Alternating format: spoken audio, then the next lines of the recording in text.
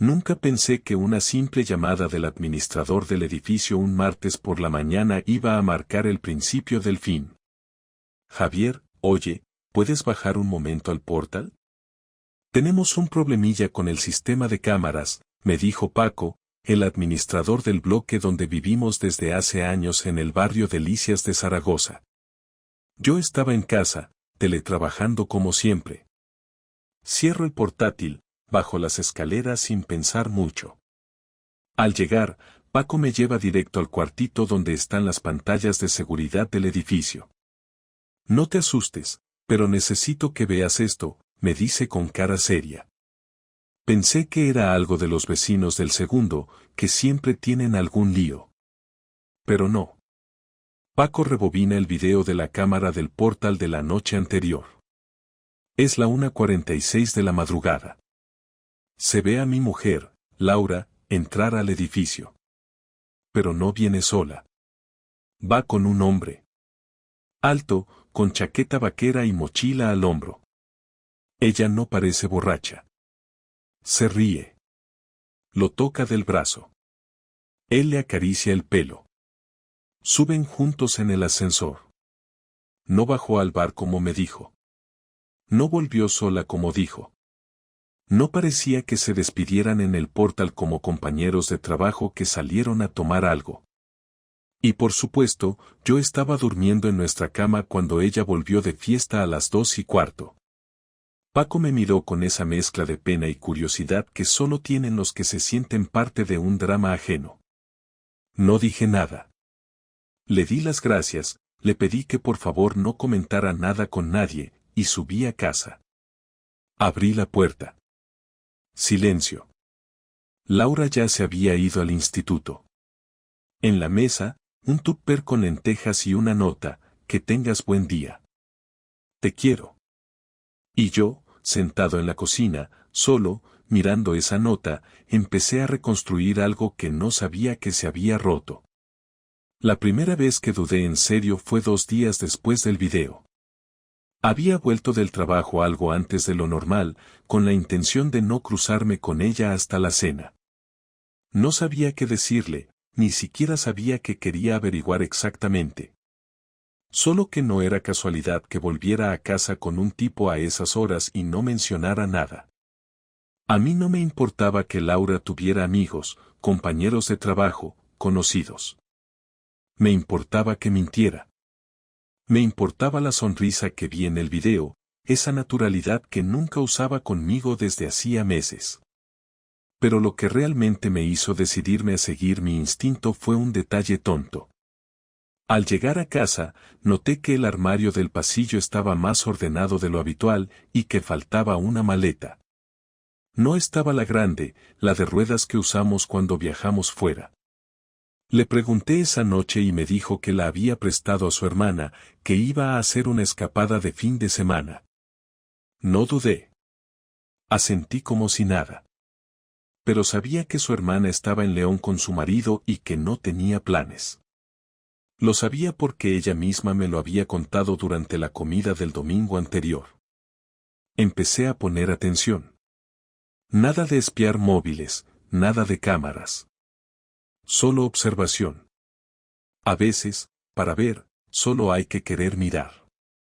Laura había cambiado la manera de vestirse incluso para ir a hacer la compra. Antes se ponía un chándal viejo y una coleta. Ahora, se maquillaba ligeramente, se ponía vaqueros ajustados y esas camisetas que yo siempre le decía que eran más para salir de fiesta que para ir al supermercado. Me decía que no quería descuidarse, que estaba en esa edad en que hay que cuidarse más. Sonaba razonable, y quizás lo era. Pero yo notaba otra cosa. Ella me hablaba menos, y cuando lo hacía, era como si siempre tuviera prisa. Si antes charlábamos un rato después de cenar, ahora ponía una serie en la tablet y se metía a la cama sin decir apenas una palabra. Yo recogía la cocina y me quedaba en silencio en el salón, sin saber si esperar o si simplemente dejarla estar. Una semana después del video, un viernes, Laura me dijo que tenía una cena con unas compañeras del instituto. Era en el centro, en un sitio donde habíamos estado juntos hace años. Me ofrecía llevarla, cosa que rara vez hacía, solo para ver su reacción. Dudó. Apenas un segundo, pero lo noté. Me dijo que ya tenía el trayecto pensado, que iría en autobús y que después cogería un taxi. Le sonreí y dije que me parecía bien. Pero esa noche no me quedé en casa. Bajé al coche sobre las 10 y me fui al restaurante donde se suponía que iba a estar. Estaba lleno, como siempre un viernes, y por suerte no me conocía nadie. Me senté en una terraza al otro lado de la calle, pedí una cerveza y esperé. La vi llegar a las 10:30. No venía sola. Iba con el mismo tipo del video, esta vez con camisa y esa actitud de estar de vuelta de todo. Ella se reía, caminaban juntos, y cuando llegaron a la puerta, él le puso la mano en la espalda como si fuese algo normal. No era una cena de compañeras. No era casualidad. Me tragué la cerveza de golpe, dejé el dinero en la mesa y me fui sin mirar atrás. Esa noche no dormí. No podía. Me levanté varias veces, fui a la cocina, bebí leche directamente del brick solo para sentir que hacía algo. Cada minuto pasaba lento. Escuché cuando entró, pasadas las 2. Caminó de puntillas, como si eso hiciera alguna diferencia. Se metió a la cama sin encender la luz. Fingí dormir. A la mañana siguiente, me preguntó si había dormido bien. Le dije que sí, que estaba cansado. Me besó en la mejilla y se fue a ducharse. Yo me quedé ahí, sentado, viendo cómo el sol entraba por la persiana como si no pasara nada. Tenía que saber más. No por celos. Ni siquiera por rabia. Era esa sensación de estar viviendo en una mentira y no tener las piezas para reconstruirla. El lunes siguiente, pedí el día libre en el trabajo. Dije que necesitaba arreglar asuntos personales. Esperé a que Laura saliera para el instituto y la seguí en coche, a distancia. No fue al instituto. Al menos no directamente. Fue a un piso en Las Fuentes, un barrio que nada tenía que ver con su ruta habitual. Aparcó y entró. Era un edificio viejo, de 3 plantas. Me quedé en el coche durante media hora. Pensé en 1000 cosas. En subir, en llamar, en gritar. No hice nada. Esperé. A los 40 minutos salió. No sola. Con él. El mismo tipo. Se despidieron con un beso rápido, y cada uno se fue por su lado. No sentí celos. Sentí una mezcla de pena y asco. Por mí, por ella, por todo lo que se había construido y ahora estaba podrido por dentro sin que yo lo supiera.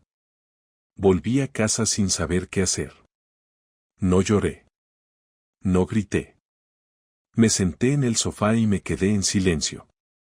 Lo siguiente ya no era observar. Era actuar. Solo que no sabía todavía cómo. La confrontación no fue planeada. No lo preparé con frases exactas, ni con la calma que algunos recomiendan para no perder el control. Fue un estallido que simplemente ocurrió, una mezcla entre rabia acumulada y el hartazgo de seguir fingiendo que no pasaba nada. Todo comenzó una noche cualquiera, después de cenar. Laura estaba sentada en el sofá, mirando su tablet con esa indiferencia que había aprendido a usar conmigo, como si yo fuese parte del mobiliario y no su marido. Yo me senté frente a ella y no dije nada al principio, solo la observé. Después de un rato levantó la vista y me preguntó si pasaba algo, con ese tono que ya no era de preocupación, sino de molestia anticipada. Entonces lo solté, sin rodeos, sin adornos, con la voz firme aunque por dentro todo me temblara. ¿Quién es? Dije. Ella no entendió al principio, o fingió no entender. Me miró con cara de extrañeza, arqueó una ceja y preguntó qué quería decir con eso. El tipo con el que entraste en el portal aquella noche, el mismo con el que fuiste al restaurante, El mismo del piso en las fuentes. ¿Quién es? Ahí no hubo forma de evitarlo. Su rostro cambió de inmediato. No fue sorpresa. Fue una mezcla de tensión y preparación para la defensa. Como si ya hubiera ensayado mentalmente esta escena, como si supiera que llegaría, solo no sabía cuándo. Bajó la vista, luego la volvió a subir y suspiró. No es lo que piensas. Entonces explícame qué es, porque yo tengo ojos, Laura, y vi lo suficiente. Vi cómo te reías con él, cómo te despedías, cómo mentías cuando decías que ibas a una cena con compañeras. ¿Qué es entonces? Ella se quedó callada unos segundos. Luego cruzó los brazos, se incorporó un poco y me miró como si fuera yo el que estuviera exagerando. Me dijo que él era solo un amigo, alguien con quien se sentía bien hablando porque en casa ya no había comunicación, porque yo estaba distante, porque últimamente, según ella, todo lo que hacíamos era convivir como compañeros de piso. ¿Y por eso te metes en un piso con él? ¿Por eso lo traes al portal a las 2 de la mañana? ¿Por qué no hablamos? ¿Eso justifica que me engañes en mi propia casa? Su respuesta fue seca.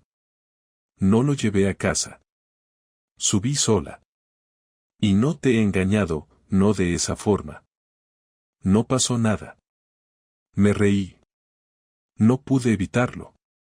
Fue una risa amarga, de esas que salen cuando el dolor se convierte en algo que ya no puedes contener y necesitas expulsarlo de alguna forma.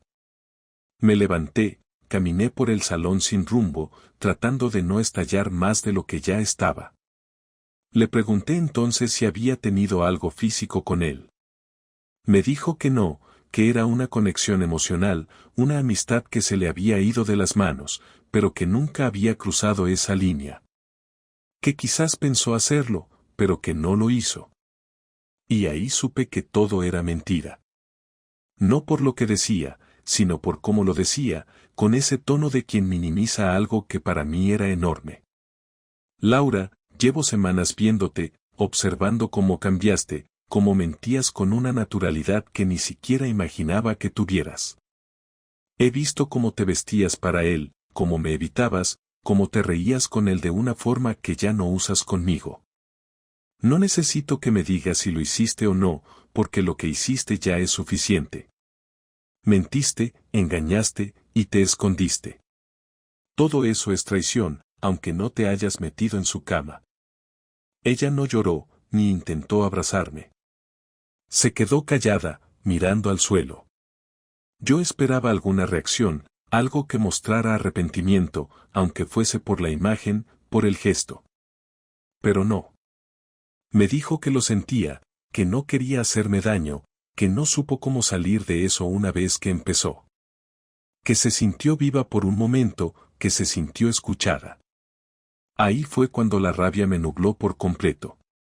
Le pregunté si alguna vez en estos 9 años ella pensó en mí mientras se reía con él, mientras planeaba excusas, mientras mentía en mi cara. Me miró y no respondió. Entonces supe que no. Supe que había vivido todo eso sin pensar en mí, como si yo fuera un simple espectador de su nueva vida, una que ella decidió construir sin decírmelo. Le dije que se fuera esa noche. Que se fuera a casa de su hermana o donde quisiera, pero que yo no podía seguir mirándola. Al principio se negó, me dijo que no era justo, que esta era su casa también. Le respondí que no me importaba, que si no se iba esa noche, me iba yo. Después de un silencio largo, subió al dormitorio, recogió algunas cosas, y sin mirarme se fue. Cerró la puerta con suavidad. Yo me quedé ahí, en el salón, sin moverme, sin saber si lo que sentía era alivio, dolor o simplemente vacío. No fui de los que pensaban en venganzas elaboradas, ni tenía esa mentalidad de hacer daño por orgullo. Pero esa noche, sentado en el salón vacío, con las luces apagadas y el sonido del reloj marcando los minutos de una nueva vida que no había pedido, supe que no iba a dejarlo pasar como si nada. No era por rabia, era por dignidad. Me había mentido en mi cara, había convertido nuestra rutina en una tapadera para su doble vida, y lo había hecho creyendo que yo jamás me daría cuenta. Y lo peor no fue la infidelidad, sino la seguridad con la que actuó, como si no importara, como si yo no tuviera derecho ni a preguntar. Así que decidí que, si había tenido valor para engañarme, iba a tener que enfrentarse a las consecuencias, y esta vez no sería yo el que callara. Lo primero que hice fue vaciar la cuenta conjunta. No era una cantidad grande, pero era suficiente como para molestarla. Dejé lo justo para los gastos comunes del piso, porque no soy un cabrón y no quería crearle un problema legal, solo dejar claro que ya no tenía acceso a mi esfuerzo. Cambié las contraseñas del banco, del WhatsApp, del Netflix, de todo lo que compartíamos. Llamé al seguro del coche y pedí que lo dejaran a mi nombre exclusivamente. Esa misma mañana fui a la empresa de su hermana, donde trabaja a media jornada, y pedí una cita con ella. Me recibió con cara de sorpresa, nerviosa, como si ya supiera algo pero no quisiera ser parte. Le pedí que no se metiera, que no intentara mediar, que solo necesitaba que Laura supiera que no iba a fingir ni un minuto más. Que si ella era su refugio, entonces que se hiciera cargo también de la persona en la que Laura se había convertido. Después fui al instituto donde trabaja. No para hacer un escándalo, no soy de esos. Solo para dejarle una caja con sus cosas. Fotos nuestras, una carta breve y una copia de la declaración de separación de bienes que ya había solicitado con mi abogado. En la carta no usé insultos, no le grité en letras. Solo escribí lo justo para que supiera que ya no tenía sitio en mi vida. Que lo que había roto no era el matrimonio, sino el respeto. No tenía intención de volver a hablar con ella hasta que me diera una razón para hacerlo que no fuera una justificación vacía.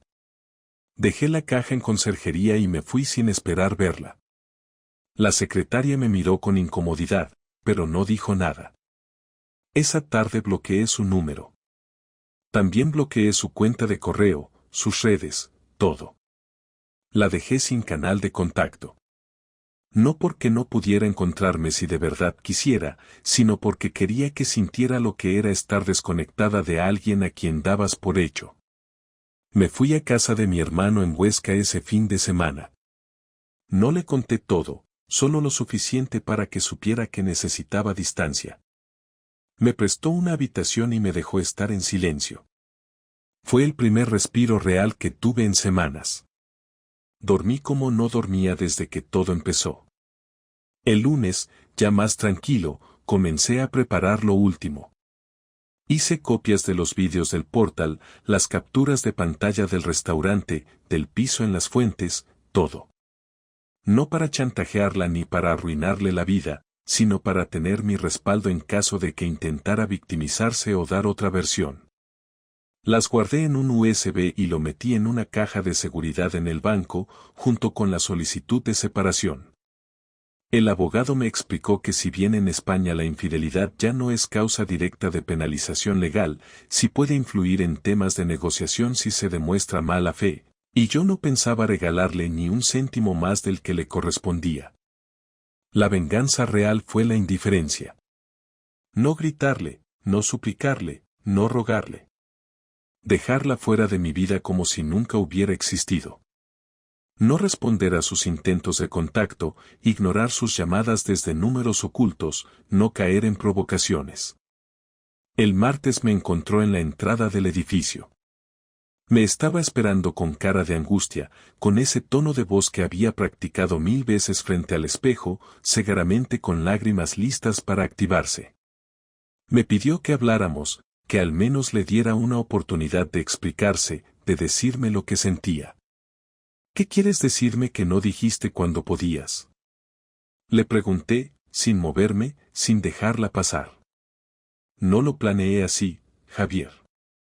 Fue algo que se me escapó. Me sentía sola, tú estabas siempre distante, y no sabía cómo reconectar contigo. No lo justifica, pero es lo que pasó. ¿Y cuántas veces pensaste decírmelo? ¿Cuántas veces dormiste a mi lado sabiendo que mentías? Porque eso no fue un error, fue una decisión que tomaste muchas veces. Me dijo que me amaba, que aún creía que podríamos salvar lo nuestro. Le respondí que quizás eso habría sido posible antes de que todo se volviera una mentira diaria. Antes de que me convirtieras en un mueble más de esta casa. Ahora, ya no, le dije, y subí sin mirar atrás. Los días siguientes fueron un extraño equilibrio entre rutina y vacío. Volví al trabajo, hice la compra, respondí correos, saludé a los vecinos, pero todo parecía distante, como si todo lo hiciera por inercia y no porque realmente tuviera ganas. No estaba triste, al menos no como uno espera estar después de romper un matrimonio. Era más una sensación de haber sido arrojado a una vida distinta sin haberla pedido. La cama era demasiado grande, la casa demasiado silenciosa, pero tampoco echaba de menos su presencia. Me pesaban más las mentiras que los recuerdos. No le contesté durante semanas. No respondí correos, ni llamadas, ni mensajes. Sabía que seguía insistiendo porque su hermana le dijo a mi hermano que Laura no estaba bien, que estaba deprimida, que no salía de casa. Me dio igual. Si había descubierto lo que era el silencio, que lo viviera como yo lo había hecho durante meses. Hasta que una tarde recibí una carta, escrita a mano, con su letra, sin remitente, pero con su nombre al final. No era larga, ni especialmente emotiva. Decía que aceptaba que había arruinado todo, que no pedía perdón porque sabía que no tenía derecho, pero que necesitaba que la escuchara una última vez, aunque fuera solo para cerrar esto. Y por primera vez en mucho tiempo, dudé.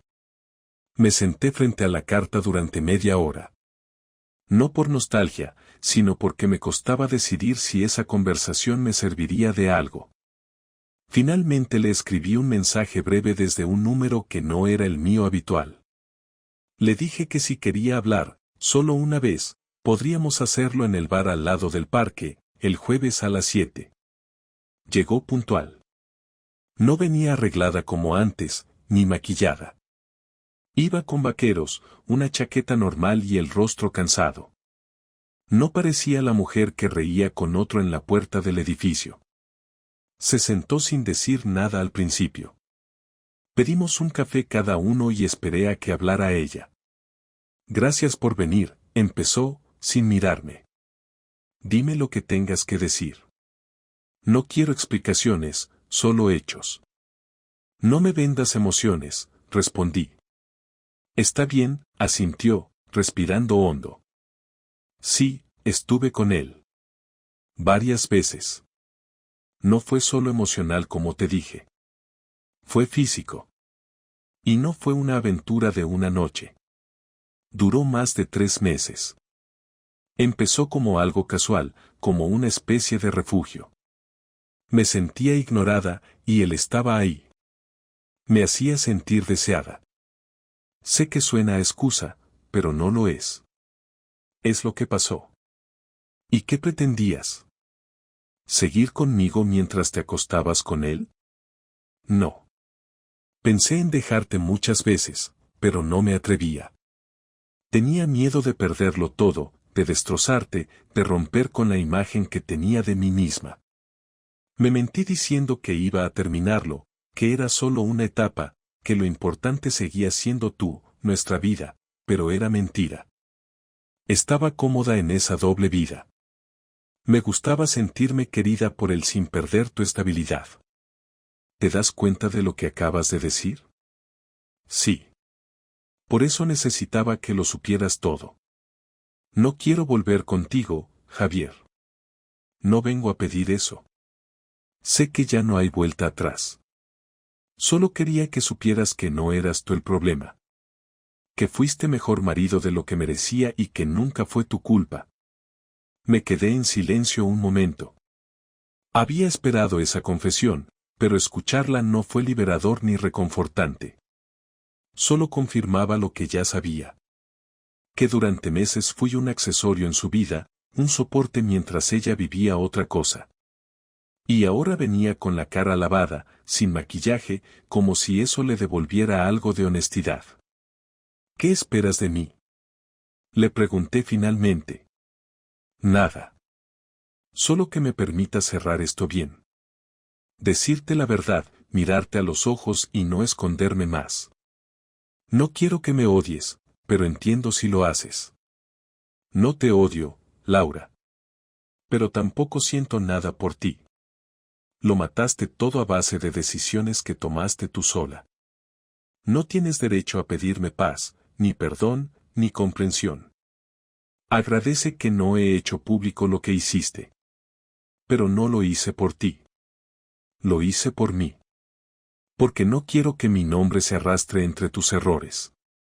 No soy parte de tu historia con él, ni de tus justificaciones. Soy el que quedó al margen mientras jugabas a tenerlo todo. Ella asintió. No lloró. No imploró. Dijo que lo entendía, que aceptaba cada palabra. Se levantó después de terminar su café, dejó una moneda sobre la mesa y me dijo adiós sin esperar respuesta. No le dije nada. Solo la vi alejarse, caminar hacia una vida nueva donde yo ya no estaba. Y, por primera vez, sentí que eso era justo. Después de esa última conversación, no volví a saber nada más de Laura. No porque me lo impidiera la rabia o el orgullo, sino porque no había ningún motivo real para que siguiera presente en mi vida. Ya no compartíamos planes, ni proyectos, ni casa, ni siquiera recuerdos que valieran la pena mantener vivos. En cuestión de semanas, lo que antes era una vida construida a base de hábitos, gestos diarios y rutina compartida, se convirtió en algo ajeno, casi irreconocible. Me quedé con un piso vacío, al que regresaba cada tarde sin esperar que nadie preguntara cómo había ido el día, pero con una tranquilidad que no sentía desde hacía años.